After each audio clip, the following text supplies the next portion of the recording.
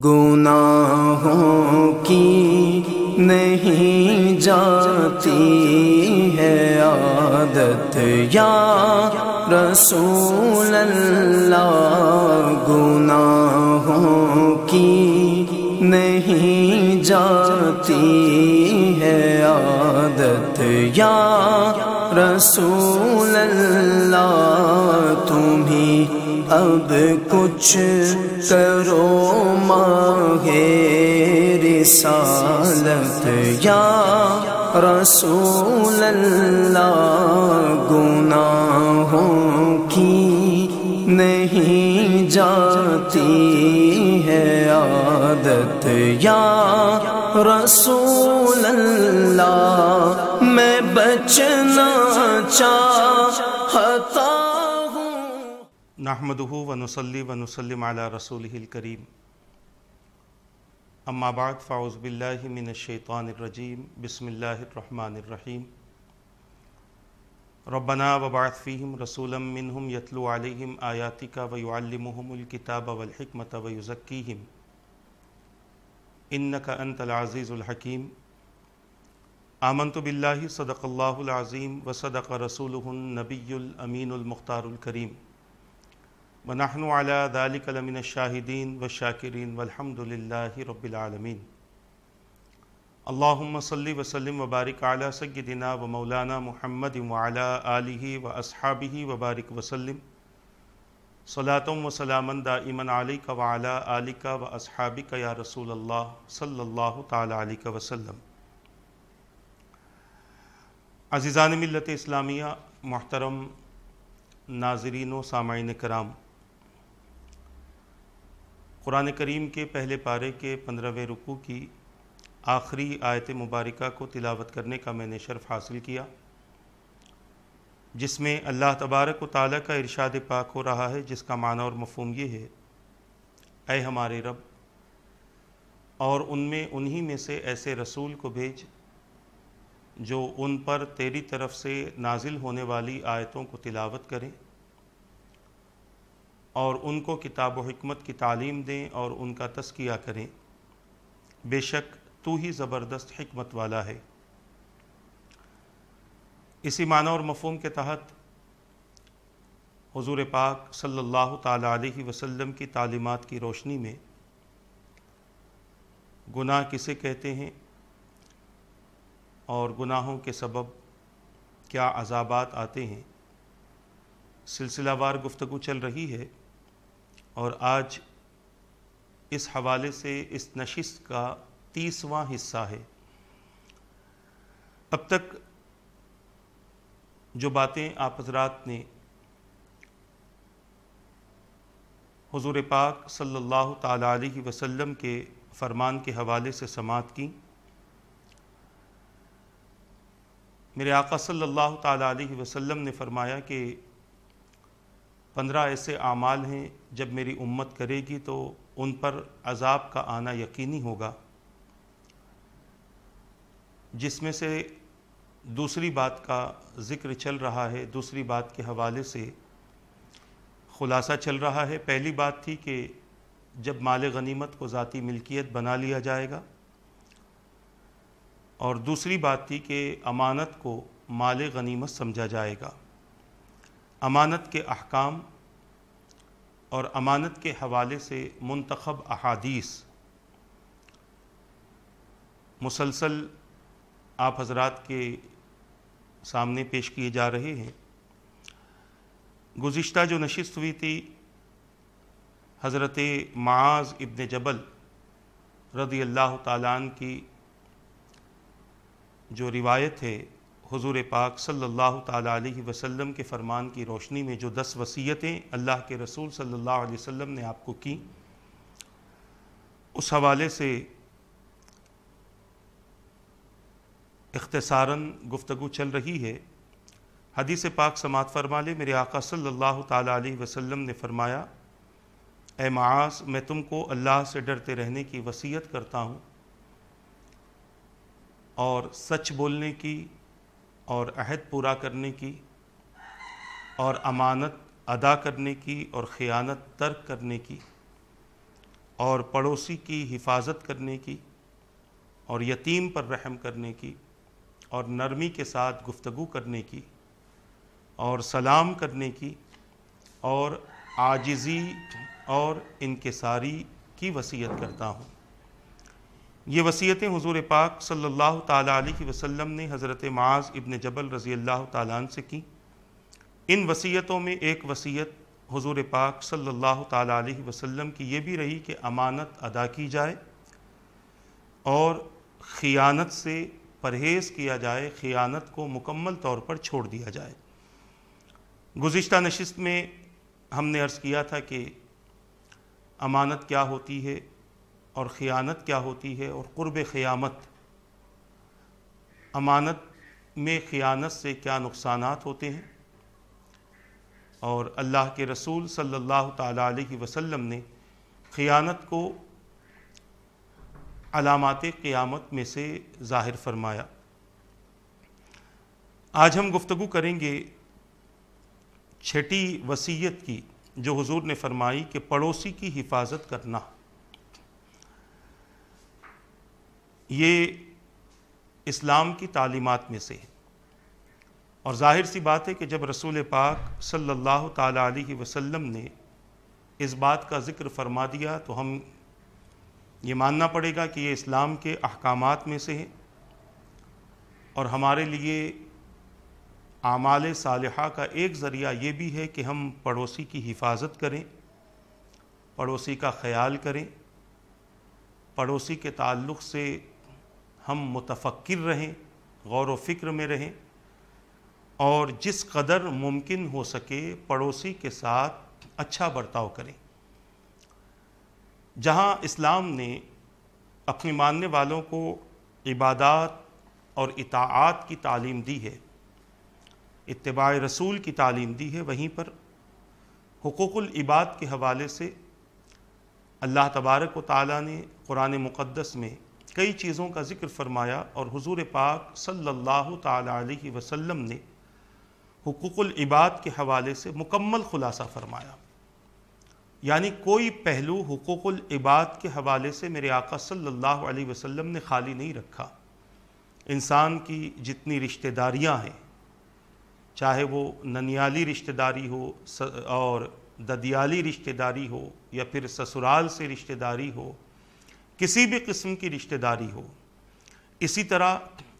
اسلام نے رشتہ داروں کے علاوہ اور بھی بندوں کے حقوق بیان فرمائے، جن میں فقراء کے حقوق ہیں، مساکین کے حقوق ہیں، عمال کے حقوق ہیں، اور پھر پڑوسی کے حقوق ہیں، غلاموں کے حقوق ہیں، باندیوں کے حقوق ہیں، خادموں کے حقوق ہیں، نوکروں کے حقوق ہیں۔ اسی طرح سے جہاں انسانوں کے حوالے سے حقوق مکمل واضح کر دیے گئے، وہیں پر پھر جانوروں کے حقوق بھی ہمیں بتائے گئے، راستوں کے حقوق سے بھی ہمیں واقف کروایا گیا۔ غرض کہ اسلام نے ایک مسلمان کی زندگی کے کسی پہلو کو وہ حق سے خالی نہیں رکھا، کسی بھی پہلو کو اسلام نے حق سے خالی نہیں رکھا۔ انسان اپنی زندگی کے ہر معاملات کو حقوق کے دائرے میں اگر ادا کرتا رہے تو یقیناً اس کی زندگی بہت بہتر ہوتی ہے، اور اس انسان کو اللہ بھی پسند فرماتا ہے، اور اس انسان کو حضور پاک صلی اللہ تعالیٰ علیہ وسلم بھی پسند فرماتے ہیں۔ آج ہم چونکہ میں نے پہلے بھی کہا تھا کہ ضمناً جو باتیں احادیث میں امانت کے علاوہ اور بھی جو باتیں آئیں گی اس کا ہم مختصر سا تذکرہ کریں گے، نہ جانے پھر کب یہ باتیں آئیں اور کب اس کا موقع ملے۔ اب ہم گفتگو کریں گے رسول پاک صلی اللہ تعالیٰ علیہ وسلم کے اس فرمان کی روشنی میں کہ پڑوسی کی حفاظت کی جائے۔ اب ہم دیکھتے ہیں کہ قرآن کریم میں اللہ تبارک و تعالیٰ نے پڑوسی کے حوالے سے کیا خلاصہ فرمایا، اور حضور پاک صلی اللہ تعالیٰ علیہ وسلم نے پڑوسی کے حوالے سے کن باتوں کا ذکر فرمایا، اور پھر ہمارے اکابرین پڑوسی کا کتنا خیال کرتے تھے اور کس قدر ان کے ساتھ اچھا برتاؤ کرتے تھے، اور کتنے پڑوسیوں کے ساتھ وہ اچھا برتاؤ کرتے تھے۔ ان سب کا انشاءاللہ خلاصہ ہوگا۔ ممکن ہے کہ یہ ایک نشست میں مکمل نہ ہو، اس کے بعد کی بھی نشست ہو، اور ممکن ہے کہ اس کے بعد کی بھی نشست ہو، مگر ایک خلاصہ آپ حضرات کے سامنے اس حوالے سے میں کرنے کی کوشش کروں گا۔ سب سے پہلے یہ بات ذہن میں رکھ لے کہ پڑوسی کا بہت زیادہ ہمارے اوپر حق ہے۔ جو حضرات بچپن میں 40 حدیث کی کتابیں مساجد میں یا مدارس میں پڑھتے تھے، انہیں یہ حدیث یاد ہوگی، للجاری حق او کما قال۔ میرے آقا صلی اللہ تعالیٰ علیہ وسلم نے ارشاد فرمایا کہ پڑوسی کا حق ہے۔ کتنا حق ہے، کہاں تک حق ہے، اور کیا حق ہے، اس کا جاننا یہ ہمارے لیے ضروری ہے۔ پڑوسی کا صرف اتنا ہی حق نہیں ہے کہ آپ ان سے صرف اچھی گفتگو کرو، بلکہ جتنے معاملات پڑوسی کے حوالے سے آپ کرتے ہیں ان تمام معاملات میں پڑوسی کا حق ہوتا ہے۔ یہاں تک کہ آپ اپنے گھر میں کوئی اچھی چیز پکا رہے ہوں تو اس اچھی چیز میں بھی آپ کے پڑوسی کا حق ہوتا ہے۔ میں انشاءاللہ اس کی تفصیل آپ حضرات کے سامنے بیان کروں گا۔ اگر ہم اس حدیث پاک کو دیکھتے ہیں تو علماء کرام کی، اکابرین کی تحقیق کی روشنی میں ہم یہ کہہ سکتے ہیں کہ کوئی انسان یا کوئی علاقہ، کوئی محلہ، کوئی دیہات کسی بھی شخص کے پڑوس سے خالی نہیں ہوگا۔ اگر ہم پڑوسی کے بارے میں غور و فکر کریں، ہم یہ سمجھتے ہیں کہ ہمارے گھر کا جو بازو ہے، دائیں بائیں جو ہے، آمنے سامنے جو ہے، وہی پڑوسی ہے، اس کے علاوہ اور کوئی پڑوسی نہیں ہے۔ یہ ہماری سوچ ہے، مگر اسلام کی تعلیم کچھ اور ہے، دین کی تعلیم اور احکامات دین کچھ اور ہیں۔ سب سے پہلے ہم یہ بات ذہن میں رکھ لیں کہ اسلام نے جو پڑوسی کے حقوق بتائے ہیں، اس میں اپنے بھی شامل ہیں، غیر بھی شامل ہیں۔ یہ نہیں کہ اگر پڑوسی مسلمان ہے تو اس کے ساتھ اس کا حق ادا کیا جائے، اور پڑوسی اگر غیر مسلم ہے تو اس کے حق ادا کرنے کی ضرورت نہیں ہے۔ اسلام نے پڑوسی کے حوالے سے حقوق کو یکساں رکھا ہے، ایک جیسا رکھا ہے کہ آپ اپنے پڑوسی کا حق ادا کریں، چاہے وہ مسلم ہو یا پھر وہ غیر مسلم ہو۔ اور پھر یہ بھی ذہن میں رکھ لیں کہ اسلام کی جو تعلیم، ویسے تو اسلام کی ساری تعلیمات دیگر مذاہب سے اعلیٰ و افضل ہیں، اور اگر پڑوسی کے حوالے سے ہم دیکھتے ہیں تو یقیناً اسلام کی بہت پیاری تعلیم پڑوسی کے حوالے سے ہمیں دی گئی ہے۔ قرآن کریم میں اللہ تبارک و تعالیٰ نے ارشاد فرمایا، وَاعْبُدُوا اللَّهَ وَلَا تُشْرِكُوا بِهِ شَيْئًا وَبِالْوَالِدَيْنِ إِحْسَانًا وَبِذِي الْقُرْبَى وَالْيَتَامَى وَالْمَسَاكِينِ وَالْجَارِ ذِي الْقُرْبَى وَالْجَارِ الْجُنُبِ وَالصَّاحِبِ بِالْجَنبِ وَابْنِ السَّبِيلِ وَمَا مَلَكَتْ أَيْمَانُكُمْ او کما قال۔ یہ 5ویں پارے کے تیسرے رکوع کی میں سمجھتا ہوں کہ لگ بھگ یہ تیسری آیت ہے، جس میں اللہ تبارک و تعالیٰ نے اپنے بندوں سے خطاب کیا اور فرمایا، جس کا معنی اور مفہوم یہ ہے، اور تم سب اللہ کی عبادت کرو اور اس کے ساتھ کسی کو شریک نہ کرو، ماں باپ کے ساتھ نیک سلوک کرو، قرابت داروں، یتیموں اور مسکینوں کے ساتھ حسن سلوک کے ساتھ پیش آؤ، اور رشتہ دار پڑوسی یعنی قریبی پڑوسی، قرابت دار پڑوسی، اجنبی ہمسائے سے اور پہلو کے ساتھی یعنی جو ہمارے ساتھ ہوتے ہیں، اور مسافر سے، اور ان باندیوں غلاموں سے جو تمہارے قبضے میں ہے، احسان کے ساتھ پیش آؤ، یعنی اچھے سے ان کے ساتھ پیش آؤ، ان کے ساتھ میں غلط رویہ اختیار نہ کرو، چاہے وہ تمہارے ماں باپ ہوں، تمہارے قرابت دار ہوں، یتیم ہوں، مسکین ہوں،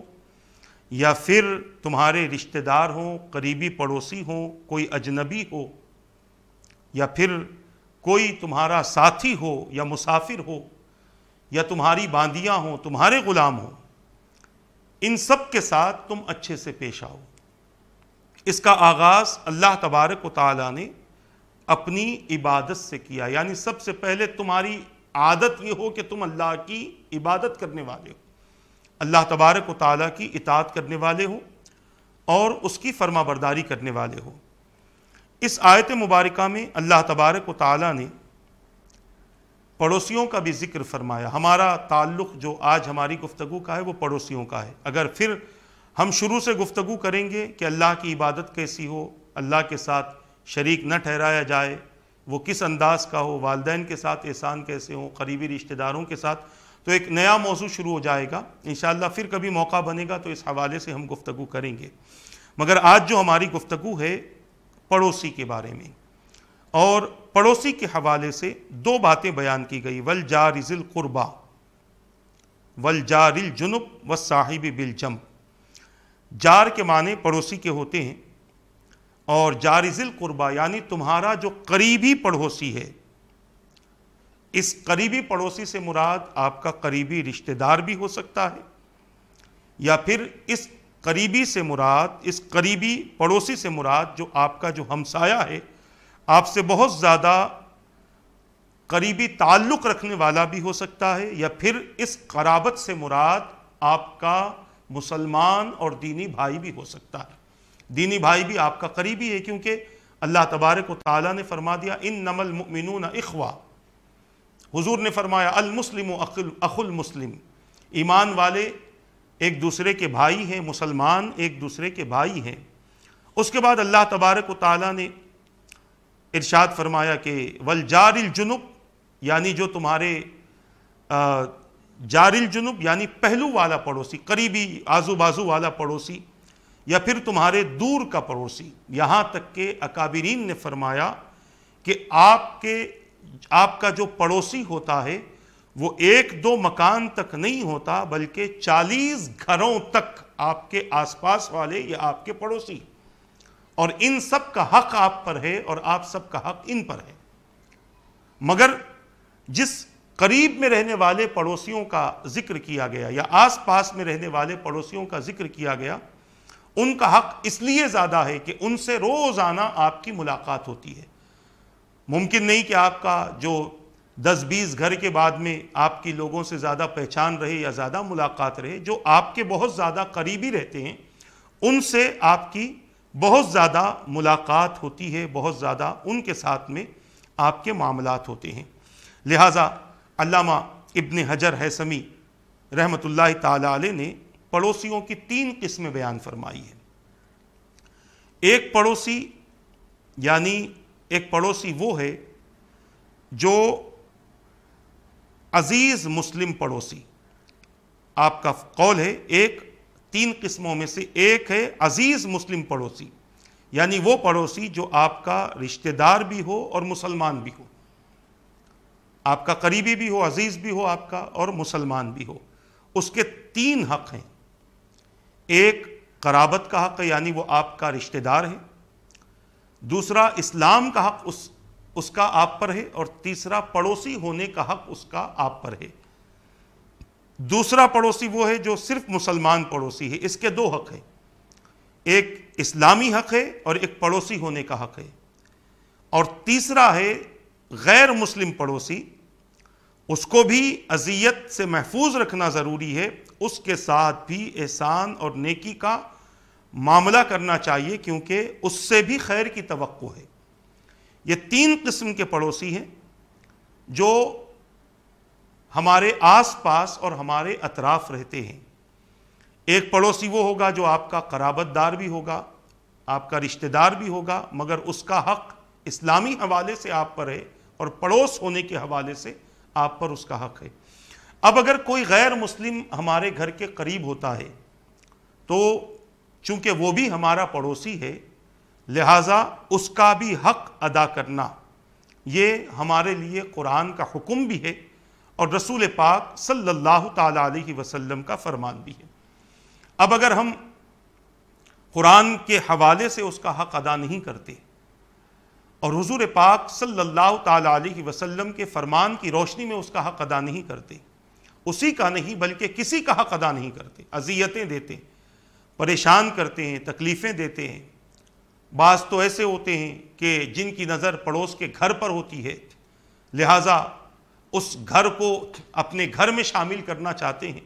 نہ جانے کیا کیا خیالات اور نہ جانے کیا کیا معاملات ہوتے ہیں جس کی وجہ سے وہ اپنے پڑوسی کو تکلیف دینا چاہتے ہیں.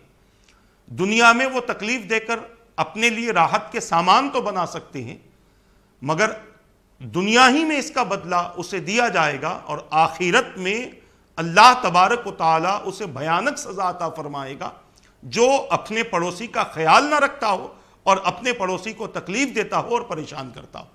آگے حدیثیں آئیں گی جس میں اس بات کا خلاصہ ہوگا کہ پڑوسی کے ساتھ حسن سلوک کرنے والے کو کیا فائدے نصیب ہوں گے اور پڑوسی کو تکلیف دینے والے کو کیا نقصان ملے گا۔ حضرت سیدنا عبداللہ ابن عمر رضی اللہ تعالیٰ عنہما کے حوالے سے بیان کیا گیا کہ آپ کے گھر میں ایک بکری ذبح کی گئی تو انہوں نے 2 بار اپنے گھر والوں سے پوچھا، تم نے ہمارے یہودی پڑوسی کے لیے ہدیہ بھیجا یا نہیں؟ کیونکہ میں نے رسول پاک صلی اللہ تعالیٰ علیہ وسلم کو یہ فرماتے ہوئے سنا ہے کہ جبرائیل مجھ کو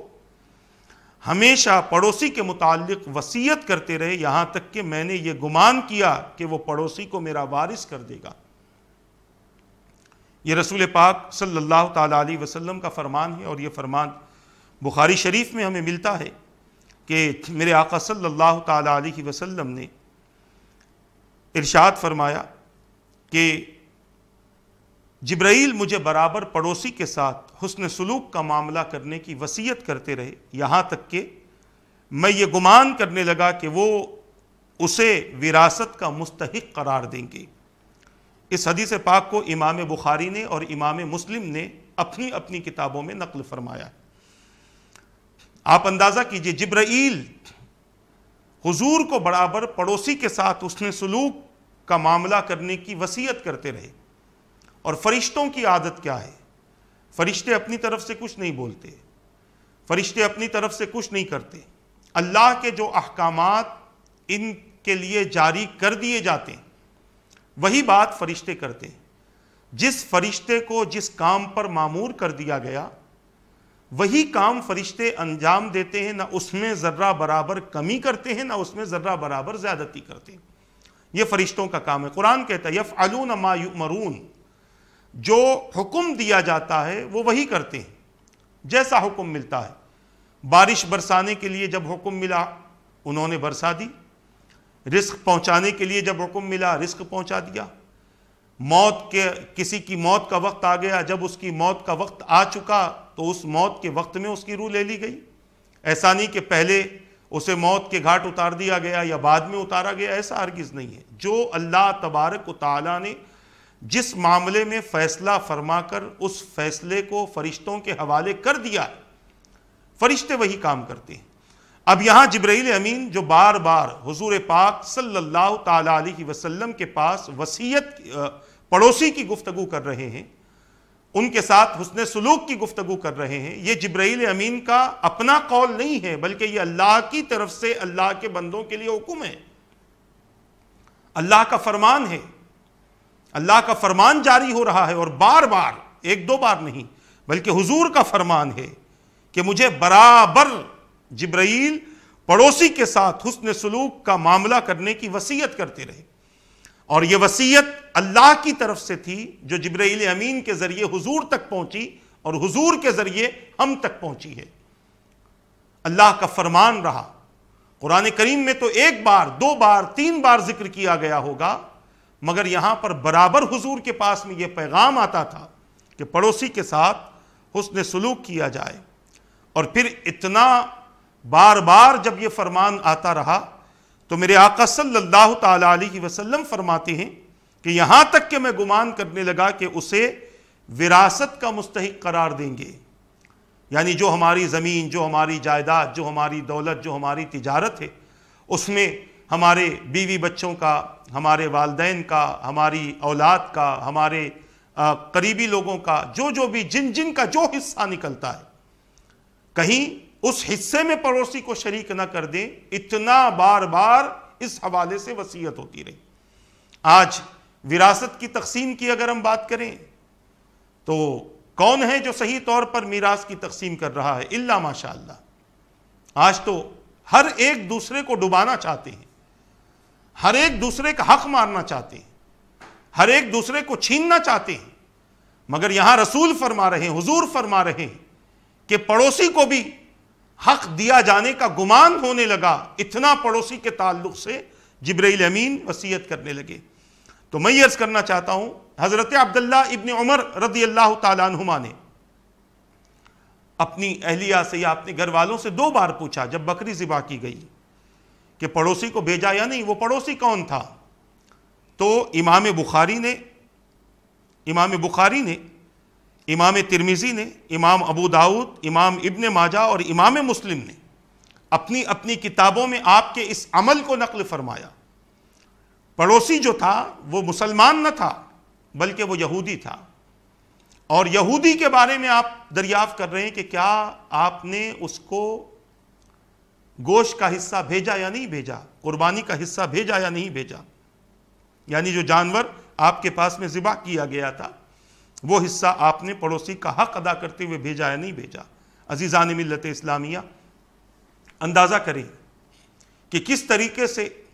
حضور پاک صلی اللہ تعالیٰ علیہ وسلم کے اصحاب حضور کے فرمان کو اہمیت دیتے ہوئے اپنی زندگی گزارا کرتے تھے۔ آج ہماری جو حالت ہے وہ بالکل تبدیل ہو چکی ہے، ہمارے معاملات تبدیل ہو چکے ہیں، ہمارے خیالات، ہمارے نظریات بدل چکے ہیں۔ آج اگر ہمارے پاس میں کوئی اچھی چیز آ جائے تو ہم کسی کا خیال نہیں کرتے، اور بعض اولادیں تو ایسی ہیں جو اپنے والدین کا تک خیال نہیں کرتی، ان کے حقوق تک برابر ادا نہیں کرتی، رشتہ داروں کے حقوق ادا نہیں ہوتے۔ کون پڑوسی کا حق ادا کرے؟ جب اپنوں ہی کا حق ادا نہیں ہوتا تو پڑوسی تو غیر ہی ہوتا، اس کا حق کون ادا کرے؟ مگر آپ کے بدلنے سے شریعت نہیں بدلے گی۔ آپ کی سوچ، آپ کے نظریات، آپ کے خیالات، آپ کا مزاج اگر بدل جاتا ہے تو اس سے شریعت نہیں بدلتی، اسلام کے احکامات نہیں بدلتے۔ ہاں، اتنا ضرور ہے کہ آپ کے بدلنے سے ممکن ہے کہ آپ کا دین اور آپ کا ایمان خطرے میں پڑ جائے، آپ کا اسلام خطرے میں پڑ جائے، آپ کا اللہ اور اس کے رسول کو ماننا خطرے میں پڑ جائے۔ مگر آپ یہ چاہیں کہ میں بدلوں تو شریعت کے احکام بدلیں، یہ غلط ہے۔ دنیا کی کوئی طاقت شریعت کے احکام نہیں بدل سکتی۔ یہ اور بات ہے کہ اللہ تبارک و تعالی ایسے ظالموں کو ڈھیل دیتا ہے، مگر جب پکڑتا ہے تو خدا کی قسم انہیں کوئی طاقت چھڑا نہیں سکتی۔ آج بڑی آسانی سے آزادی کی گفتگو کرنے والے، یعنی اپنی ذات کو اپنے دین سے آزاد کرنے والے، اپنے اسلام سے آزادی کی گفتگو کرنے والے، اپنے ایمان سے آزاد ہو کر غیروں کے دین اور مذہب کے طریقوں کو اپنانے والے بڑے خوش ہیں کہ ہم بہت کچھ کر رہے ہیں مگر ہمارے ساتھ میں کچھ نہیں ہوتا۔ یہ اللہ کی طرف سے ڈھیل ہے، توبہ کا موقع ہے، کر لو۔ نہیں کرو گے تو جب اس کی پکڑ ہوگی تو پھر دنیا کی کوئی طاقت آپ کو بچا نہیں سکتی۔ آج بڑے خوش ہیں کہ ہم جو کر رہے ہیں ہمارے ساتھ کچھ نہیں ہوتا، مگر جب ہوگا تو کوئی کچھ نہیں کر پائے گا۔ تو میں یہ عرض کر رہا تھا کہ آج میراث کے تعلق سے ہم اپنوں کا خیال نہیں کرتے، دوسروں کا کیا خیال کریں گے؟ عزیزان ملت اسلامیہ، اسی طرح ہم روایات اور واقعات اور قرآن کریم کی آیات کے حوالے سے گفتگو کا سلسلہ اب ہم جاری کریں گے انشاءاللہ۔ ام المؤمنین سیدتنا عائشہ صدیقہ رضی اللہ تعالیٰ عنہ نے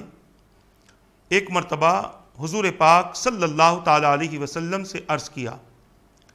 کہ یا رسول اللہ صلی اللہ تعالیٰ علیہ وسلم، میرے 2 پڑوسی ہیں، میں ان میں سے کس کے ساتھ ابتدا کروں؟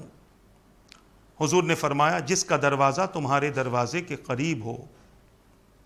اس حدیث پاک کو امام بخاری نے بھی نقل کیا ہے اور دیگر ائمہ حدیث نے اس حدیث پاک کو نقل فرمایا۔ اس حدیث پاک میں حضور سے سوال کیا گیا کہ میرے 2 پڑوسی ہیں اور ان میں سے اگر کسی کو کچھ بھیجنا ہو یا کسی کے ساتھ کوئی خیر کا معاملہ کرنا ہو تو کس سے آغاز کیا جائے؟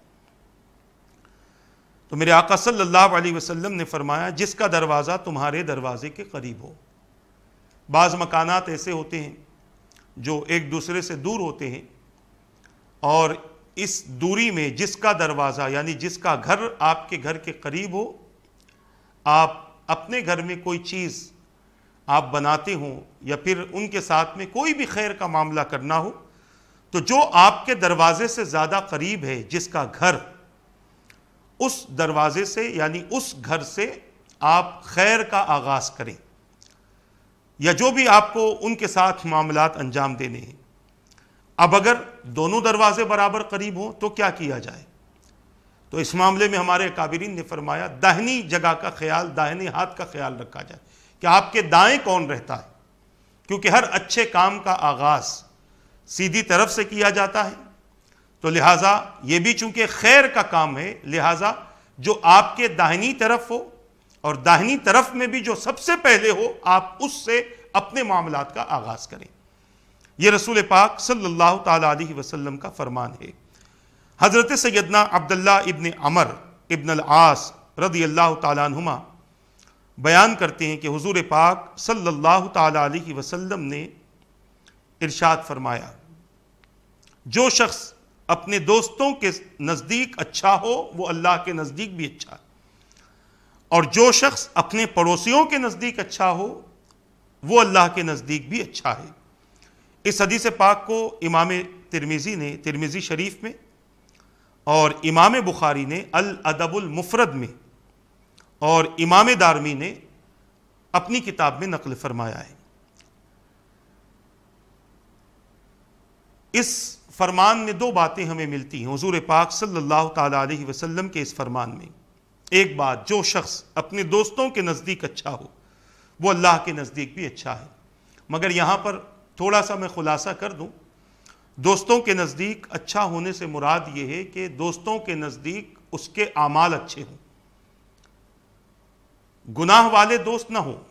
گناہوں کو پسند کرنے والے دوست نہ ہوں۔ آج کل جو دوستی ہو گئی ہے، اچھے لوگوں سے تو بہت کم دوستی ہوتی ہے، نیک لوگوں سے بہت کم دوستی ہوتی ہے، علماء سے، حفاظ سے، مبلغ سے، مقرر سے، نیکی کی دعوت دینے والے سے آج بہت کم دوستی ہوتی ہے۔ آج تو دوستی ان لوگوں سے ہوتی ہے جو آپ کے سامنے بیٹھ کر مکمل دنیا کی گفتگو کریں، تجارت کی گفتگو ہو، سیاست کی گفتگو ہو، اور گناہوں کی گفتگو ہو، کسی غیر لڑکی کا ذکر ہو، کسی غیر لڑکے کا ذکر ہو، کسی کی غیبت ہو، کسی کی چغلی ہو، کسی کے بارے میں حسد ہو، کسی کا مذاق ہو، کسی پر الزام ہو، کسی پر بہتان ہو۔ ایسی جو محفلیں سجتی ہیں، یہ محفلیں بہت لوگوں کو پسند آتی ہیں۔ یہی وجہ ہے کہ آج دینی محفلیں مسلمانوں سے خالی ہو چکی ہیں اور دنیاوی محفلوں میں بیٹھنے کی جگہ نہیں رہتی۔ بغیر دعوت کے بن بلائے لوگ بھی چلے جاتے ہیں کہ دنیاوی محفل ہوتی ہے، ناچ گانے کی محفل، باجوں کی محفل، اور نہ جانے کیا کیا محفلیں چلتی رہتی ہیں، آرکیسٹرا کی محفل، اور نہ جانے کیا کیا محفلیں چلتی رہتی ہیں۔ تو ایسی جگہ کو لوگ پسند کرتے ہیں، اور آج کے دور میں ہم جسے اچھا دوست سمجھتے ہیں وہ نیک نہیں ہوتا، وہ نیکی کی طرف بلانے والا نہیں ہوتا، وہ اچھائی کی دعوت دینے والا نہیں ہوتا، وہ نماز اور قرآن کی تلاوت اور دینی محافل کی طرف بلانے والا ہمارا دوست نہیں ہوتا۔ آج ہمارا دوست وہ ہے جو گالی دے کر ہمیں بلائے۔ ہم نے ایسوں سے دوستی کی ہے، اور کیسی کیسی گالیاں، اللہ رحم کرے اور اللہ معاف کرے اور اللہ تعالیٰ مسلمانوں کو ہدایت نصیب کرے۔ کیسی کیسی گالیاں آج دی جا رہی ہیں، نہ اس میں ماں کی عزت برقرار ہے، نہ اس میں بہن کی عزت برقرار ہے، نہ اس میں انسان کے جسمانی اعضاء کی عزت برقرار ہے۔ کیسی کیسی گالیاں آج ایک دوست اپنے دوست کو دیتا ہے اور وہ خاموشی سے سن بھی رہا ہے۔ کوئی نہ اس سے دوستی چھوڑتا ہے، نہ اس سے دوری اختیار کرتا ہے، نہ اس کے ساتھ بیٹھنے کو ناپسند کرتا ہے، بلکہ بہت زیادہ پسند کرتا ہے ایسے دوست کو۔ اسی کے ساتھ بیٹھنا، اسی کے ساتھ اٹھنا، اسی کے ساتھ اپنا وقت گزارنا، اسی کے ساتھ اپنی راتیں گزارنا، اسی سے گفتگو کرنا، یہی چل رہا ہے۔ جو آپ کا دوست آپ کو سلام کرے وہ آپ کو پسند نہیں ہے، جو گالی دے کر ہائے ہلو کہہ کر بلائے وہ آپ کو پسند آ رہا ہے، جو آپ کے لیے سلامتی کی دعا کرے وہ پسند نہیں ہے۔ کیا مزاج ہمارا بن گیا، کس راہ پر ہم چل گئے، اس کے بارے میں غور و فکر کیجئے۔ ہم نے ان چیزوں کو اپنے اندر سے ختم ہی کر دیا ہے۔ سلام کی کتنی برکتیں ہیں آپ کو پتا ہے؟ انشاءاللہ تبارک و تعالی جب حضرت معاذ ابن جبل رضی اللہ تعالیٰ عنہ کا جو فرمان ہے، جو وصیت حضور نے کی ہے، اس میں سلام کا بھی ذکر ہے، ہم سلام کے تعلق سے بھی گفتگو کریں گے انشاءاللہ۔ مگر آج یہ جو ہماری گفتگو ہے کہ اللہ کے نزدیک اچھا وہ ہے جو اپنے دوستوں کے ساتھ اچھا ہے، مگر آج ہم نے دوستوں کی برائی کو اچھائی سمجھا ہے، اس کے غلط راستے پر لے جانے کو ہم نے اچھا راستہ سمجھا ہے، غلط تہذیب، غلط ماحول، غلط کلچر کی طرف لے جانے کو ہم نے اچھا سمجھا ہے اور ہم اسے اچھا دوست سمجھتے ہیں۔ یہاں حدیث میں جو اچھے دوست کا ذکر ہے وہ یہ وہ دوست نہیں ہے، بلکہ یہ وہ دوست ہے کہ جو خود بھی خیر کے کام کرتا ہو، نیکی اور تقوی کے کام میں وہ خود کا بھی معاون ہو، وہ آپ کا بھی مددگار ہو۔ آپ نماز نہ پڑھتے ہو تو وہ نماز کی طرف لے جاتا ہو، آپ روزے سے ڈرتے ہو تو آپ کے اندر روزہ رکھنے کی قوت اور ارادے پیدا کرتا ہو، آپ مالک نصاب ہونے کے باوجود زکوٰۃ برابر نہ ادا کرتے ہو تو وہ آپ کو زکوٰۃ کے احکام بتاتا ہو، صاحب استطاعت ہونے کے باوجود حج نہ کرتے ہو تو حج کی فرضیت کا وہ آپ کو ذکر کرتا ہو، حقوق اللہ اور حقوق العباد کی صحیح طور پر ادائیگی میں جو آپ کی مدد کرتا ہو وہ آپ کا اچھا دوست ہے۔ اور حضور پاک صلی اللہ تعالی علیہ وسلم نے اس کی علامت ہم پر ظاہر فرما دی ہے۔ میرے آقا صلی اللہ تعالی علیہ وسلم نے ارشاد فرمایا کہ تمہارا بہترین دوست وہ ہے کہ جب تم خدا کو بھولو تو وہ تمہیں خدا یاد دلا دے۔ آج کہاں ایسے دوستوں کو پسند کیا جاتا؟ آج تو راستے میں ہنسی مذاق چھچھورا پن کرنے والے، چبوتروں پر گالی گلوچ کرنے والے، ہوٹلوں میں بیٹھ کر ایک دوسرے کی عزت اچھالنے والے، ماں بہن کی گالی دینے والے، ایسے دوستوں کو آج ہم اپنی دوستی کے لیے پسند کرتے ہیں۔ اور پھر ان سے پوچھو کہ تمہارا اچھا دوست کون ہے تو بتاتے ہیں کہ وہ ہمارا اچھا دوست ہے۔ میں لڑکیوں سے بھی کہنا چاہتا ہوں کہ وہ اگر کسی لڑکی سے فرینڈشپ کرتی ہیں تو اس کی عادتوں کو دیکھو، اس کی دولت، اس کے حسن کو نہ دیکھو، اس کی قابلیت کو نہ دیکھو، بلکہ اس کی عادت کو دیکھو کہ اس کی عادتیں کیا ہیں، تب جا کر آپ اس سے فرینڈشپ کیجئے۔ لڑکی لڑکی سے فرینڈشپ کرے اور لڑکا لڑکے سے فرینڈشپ کرے، اور دیکھیں کہ اس کی عادتیں اگر غلیظ ہیں، کوئی لڑکی اگر آپ کو برائی کی دعوت دیتی ہو، برے لوگوں سے وہ آپ کو ملاتی ہو، ناجائز اور حرام رشتے آپ کے بنانا چاہتی ہو، تو ایسی لڑکیوں سے آپ اپنے آپ کو محفوظ کریں، تاکہ زندگی آپ نے محفوظ کی ہے تو آخرت میں اللہ تعالیٰ آپ کو محفوظ کر کے اور اس عمل کی وجہ سے جنت عطا کر دے۔ راستے میں چھچھورا پن کرنا یہ لڑکیوں کو بھی یہ زیب نہیں دیتا، اسلامی تعلیمات کے خلاف ہے۔ حضور نے تو راستے میں بیٹھنے والوں کو راستے کا حق ادا کرنے کا حکم دیا ہے، اگر حق ادا نہیں کر سکتا تو اسے راستے میں بیٹھنے کا حق بھی نہیں ہے۔ آج کئی لڑکیاں چھچھورا پن کرتے ہوئے راستے سے گزرتی ہیں، لڑکوں کا بھی یہی حال ہے، اور پھر ساتھ والی کو سمجھتی ہے کہ یہ بہت اچھی لڑکی ہے، یہ میری اچھی فرینڈ ہے، یہ میری اچھی دوست ہے۔ یاد رکھیں وہ دوست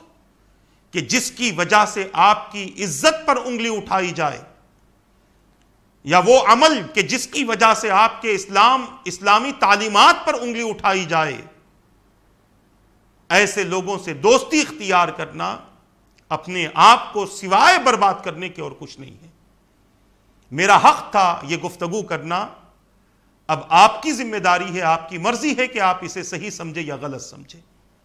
جو باتیں درمیان میں آ رہی ہیں میں نے آپ کے سامنے عرض کر دی۔ تو یہاں پر جو حضور نے فرمایا کہ جو شخص اپنے دوستوں کے نزدیک اچھا ہو وہ اللہ کے نزدیک اچھا ہے۔ پھر اللہ تبارک و تعالیٰ نے بھی ہمیں بتایا، یا ایھا الذین آمنوا اتقوا اللہ وکونوا مع الصادقین واصبر نفسک مع الذین یدعون ربهم بالغداۃ والعشی یریدون وجہہ۔ قرآن کہتا ہے ہمیں کس کی صحبت اختیار کریں، کس سے دوستی کریں، تو قرآن کہتا ہے جو اللہ کی رضا چاہتے ہیں، جو صبح و شام اللہ کو پکارتے ہیں، ان سے دوستی کرو، ان کے ساتھ رہو۔ اے ایمان والو اللہ سے ڈرو اور سچوں کی صحبت اختیار کرو۔ آج سچے ملتے کہاں ہیں، اور اگر ملتے ہیں تو کون دوستی کرنا چاہتا ہے؟ مولانا کے ساتھ دوستی کریں گے تو کہیں دینداری نہ آ جائے، ڈر ہوتا ہے آج۔ دینداری آ گئی تو پھر دنیا داری کا کیا ہوگا؟ تو یہ بات ذہن میں رکھ لے کہ جتنے دیندار ہیں کیا وہ ان کے پاس میں دنیا نہیں تھی؟ اللہ تبارک و تعالیٰ نے اپنے فضل سے انہیں دنیا عطا فرمائی تھی، مگر اس کے باوجود، دنیا ملنے کے باوجود وہ دیندار باقی رہے، وہ دنیا دار نہ بنے، اسلام کے احکامات پر مضبوطی کے ساتھ رہے، اپنی زندگی کو تقوی میں انہوں نے گزار دی، اپنی زندگی کو انہوں نے اللہ اور اس کے رسول کے احکام کی اطاعت میں گزار دی، کبھی بھی انہوں نے اپنی دولت کا غلط استعمال نہیں کیا، اللہ کی کسی نعمت کا انہوں نے غلط استعمال نہیں کیا۔ تو ایسے لوگوں کی صحبت ہمیں اختیار کرنی ہے، اور اس حدیث پاک میں وہی بیان کیا جا رہا ہے کہ جو شخص اپنے دوستوں کے نزدیک اچھا ہو وہ اللہ کے نزدیک بھی اچھا ہے، یہ پہلی بات۔ اور دوسری بات میرے آقا نے فرمائی، اور جو شخص اپنے پڑوسیوں کے نزدیک اچھا ہو وہ اللہ کے نزدیک بھی اچھا ہے۔ پڑوسیوں کے نزدیک بھی اچھا ہونے کا مطلب یہی ہے کہ پڑوسیوں کے ساتھ وہ حسن سلوک کرے، اچھے اخلاق سے پیش آئے، ان کے معاملات میں ان کا ساتھ دے، ان کی ضرورت میں ان کا ساتھ دے، ان کی پریشانی میں کھڑا ہو جائے، ان کے گھر میں کوئی معاملہ ہو، کوئی تکلیف ہو تو اس کے لیے کھڑا ہو جائے۔ بہت ساری ایسی روایتیں اور بہت ساری ایسی باتیں انشاءاللہ ہم پیش کریں گے، کیونکہ ابھی تو اس کا آغاز ہوا ہے، اور میں نے آغاز ہی میں بتلا دیا کہ شاید ایک حصہ بھی ہو، 2 نشست بھی ہو، 3 نشست بھی اس حوالے سے ہو، انشاءاللہ تبارک و تعالی پڑوسی کے حوالے سے ہم کما حق کہو، جتنا اللہ نے مجھے علم دیا ہے اس علم کے مطابق قرآن و حدیث کی روشنی میں اور واقعات کی روشنی میں آپ حضرات کے سامنے پڑوسیوں کے حوالے سے مکمل گفتگو کرنے کی سعادت حاصل کی جائے گی۔ اللہ تبارک و تعالیٰ سے دعا ہے کہ رب قدیر جو کچھ کہا گیا کہنے میں غلطی ہو تو اپنے حبیب کے صدقے معاف فرما دے، ان باتوں پر مجھے اور ان سب کو عمل کرنے، ان باتوں کو دوسروں تک پہنچانے کی توفیق عطا فرما برحمتک یا ارحم الراحمین، وما علینا الا البلاغ۔ السلام علیکم ورحمۃ اللہ وبرکاتہ۔